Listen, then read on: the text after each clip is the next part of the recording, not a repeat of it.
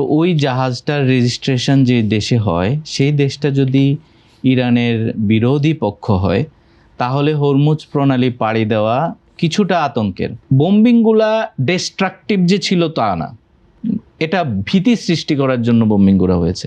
যেসব কোম্পানি, যেসব জাহাজের কোম্পানিতে আমেরিকা বা ইরানের প্রতিদ্বন্দ্বী অথবা ইরানের বিরোধী শক্তি, যেসব জাহাজের কোম্পানির ফ্ল্যাগ, আমাদের প্রত্যেকটা জাহাজেই আমরা যে কোনো একটা দেশের রেজিস্টার্ড থাকি, তো ওই জাহাজটার রেজিস্ট্রেশন যে দেশে হয় সেই দেশটা যদি ইরানের বিরোধী পক্ষ হয় তাহলে হরমুজ প্রণালী পাড়ি দেওয়া কিছুটা আতঙ্কের।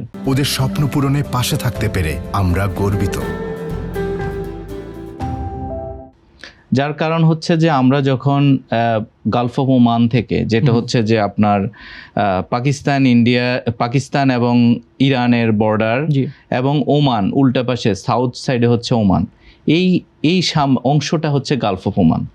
গালফ অফ ওমান থেকে যখন আপনার ইরানের বিরোধী শক্তি কোনো দেশের জাহাজ হরমুজ প্রণালীর দিকে অ্যাপ্রোচ হয় তাহলে তাকে এডিশনালি অনেক প্রিকশন নিতে হয়, অনেক রিস্কে থাকতে হয়।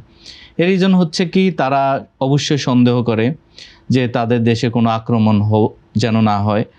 তারা তাদের সার্বভৌমত্বের তাগিদে তারা এক্সট্রা প্রিকশন নেয়। যেমন হচ্ছে যে আপনি যদি ইভেন সৌদি কোম্পানির যদি আপনি জাহাজ হয়ে থাকে, জেনারেলি কি দেখা যায়, সৌদি কোম্পানির একটা জাহাজ যখন আপনার হরমুজের কাছাকাছি বা হরমুজ পার হয়ে ইরান কোস্ট দিয়ে যদি চলে, জেনারেলি দেখা যায় যে আশেপাশে সাবমেরিন দেখা যায়। সাবমেরিনের মধ্যে এআইএস ফিট করা থাকে। তো এআইএসে আপনি জেনারেলি আপনি দেখতে পাবেন যে ফর এক্সাম্পল S-159 এরকম একটা নাম্বার দেখা যায় এআইএসে, আমাদের জাহাজের যেই অটোমেটিক আইডেন্টিফিকেশন সিস্টেমের মধ্যে আমরা দেখতে পাই। তো ওগুলো হচ্ছে মূলত সাবমেরিন। যখনই তারা সন্দেহ করে তারা আপনার সাবমেরিন আশেপাশে দেখা যায় আর কি। কিছুক্ষণ তারা মনিটর করে, এরপরে সাবমেরিন এটা সিঙ্ক হয়ে যায়, পানির নিচে চলে যায়। অ্যাকচুয়ালি হরমুজ প্রণালী দিয়ে ইরান তাদের সার্বভৌমত্বটাকে টিকায় রাখছে, এবং হরমুজ প্রণালী যদি একজন সবার জন্য খুলে দিত তাহলে এতদিনে ইরানের অবস্থা আরও অনেকটাই খারাপ হওয়ার সম্ভাবনা ছিল। তাছাড়া আপনি জানেন সৌদি অথবা আমেরিকান কিছু জাহাজে বোম্বিং হয়েছে, আর সেটা বোম্বিংগুলা অনেকটা হচ্ছে যে অনেক দূরে, যেমন হচ্ছে যে ইরান থেকে দূরে ফুজাইরা নামের ইউএইর, ওমানের সাথে ইউএইর একটা পোর্টের নাম হচ্ছে ফুজাইরা।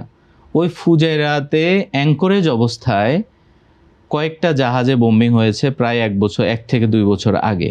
আর রিসেন্টলি যে বোম্বিংগুলো হচ্ছে সেটা হরমুজের অনেক কাছাকাছি।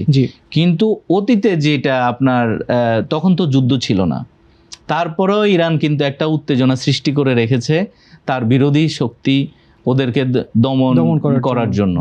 তো দেখা যাচ্ছে যে আপনার আন্ডার ওয়াটার বোম্বিং করতেছে।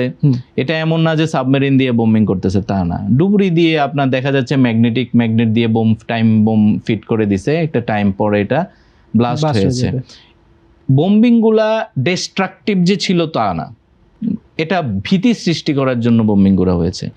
ওই জন্যই হরমুজ দিয়ে যাওয়ার সময় প্রত্যেকটা কোম্পানি, যেসব কোম্পানির জাহাজগুলা বিরোধী শক্তির ফ্ল্যাগগুলা বহন করে, সব কোম্পানির জাহাজই একটু ভয় থাকে, কারণ বোম্বিং হতে পারে হরমুজের ওখানে।